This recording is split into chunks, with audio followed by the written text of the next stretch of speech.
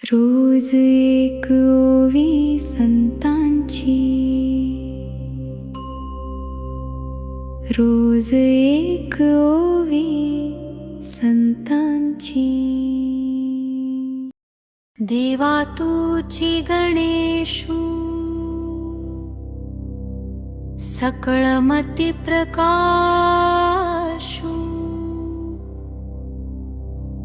म्हणे निवृत्तिदासो,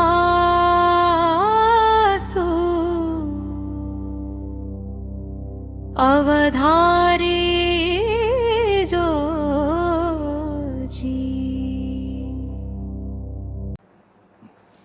नमस्कार. रोज एक ओवी संतांची या माझ्या मालिकेतील आजचा दुसरा भाग. दुसरी ओवी आहे संत तत्वज्ञ ज्ञानेश्वर माऊलींच्या ज्ञानेश्वरीतील अध्याय पहिला, ओवी क्रमांक 2. देवा तूची गणेशू, सकलमती प्रकाशू. म्हणे निवृत्तिदासू, अवधारी जोजी. आत्ताच आपण ती ओवी ऐकलीत. आद्याला म्हणजे प्रथमशक्तीला वंदन केल्यानंतर माऊली गणेशाला वंदन करत आहेत. गणेशाला वंदन करत आहेत याचं कारण असं आहे की मंत्रयोग समीक्षा नावाच्या ग्रंथामध्ये 360 तेजलहरी या वातावरणात होत असतात असं सांगितलेलं आहे. त्या प्रत्येक लहरीला गण असं म्हटलेलं आहे.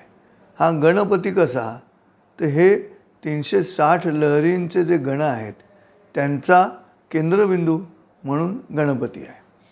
तर हे 360 तेजलहरी कोणत्या, तर हे 360 तेजलहरी जे म्हटलेलं आहे ते गण किती आणि कसे, तर त्याचा हिशोब आपल्याकडे दिलेला आहे त्या ग्रंथामध्ये. आणि तो हिशोब असा आहे: पृथ्वीपासून 56 प्रवाह, पाण्यापासून 52 प्रवाह, तेजापासून 62 प्रवाह, वाऱ्यापासून 54 प्रवाह आणि आकाशातून 72 प्रवाह आणि मनोमय शरीरातून 64 तेजप्रवाह सतत वाहत असतात आणि त्यांची बेरीज 360 येते.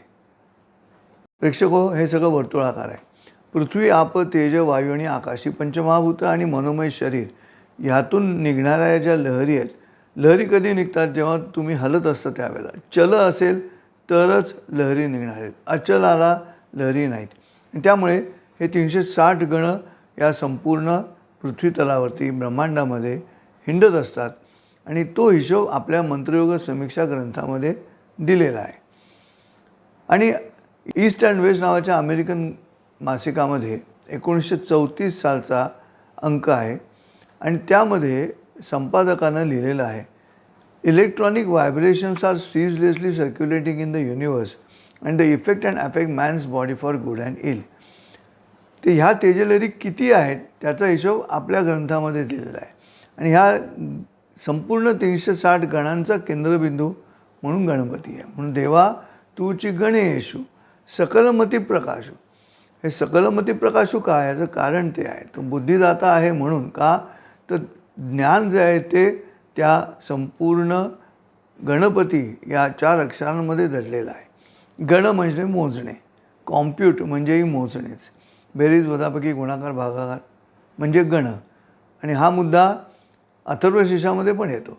गणक ऋषी निश्चित गायत्री छंदा गणपती देवता ओम गम गणपतये नमः. इथे गणक ऋषी असा जो उल्लेख आहे तो संगणक ऋषी असावा.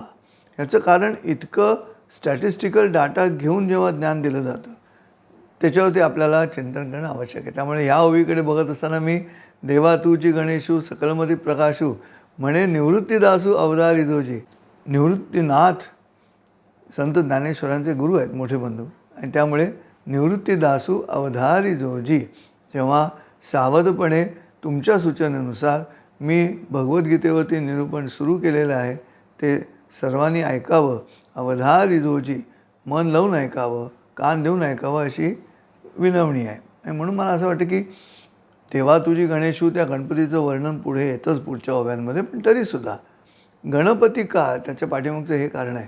मला तर असं वाटतं श्रोते हो की शेगावच्या गजानन महाराजांच्या चरित्रामध्ये जो गण गण गणात बोते असा उल्लेख येतो ना, मला असं वाटतं की गण गण गणात बोते हे सगळे गणच आहेत, ते एकमेकांना क्रॉस करत असणार आणि त्यातून काही वीण तयार होत असावी, मेश तयार होत असली पाहिजे या संपूर्ण ब्रह्मांडामध्ये असं वाटत राहतं. आणि त्यामुळे ही जी रचना आहे गण गण गणात बोतेची ती नीट समजून घेतली तर मानवी देहातून निघणारे किती लहरी सांगितलेत? 64 लहरी आहेत. आणि आपल्याकडे 14 विद्या आणि 64 कला असंही म्हटलेलं आहे. मग प्रत्येक व्हायब्रेशनची एक एक कला आहे का, हाही मुद्दा असू शकतो. आणि म्हणून दासबोधामध्ये गणपतीचं वर्णन करताना सकळ कलांचा अधिपती असं समर्थ रामदास म्हणतात.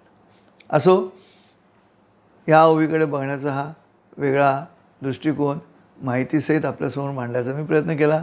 पुन्हा भेटू उद्या 3ऱ्या ओवीसह.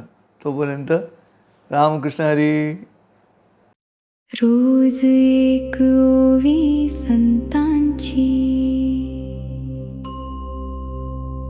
रोज एक ओवी संतांची.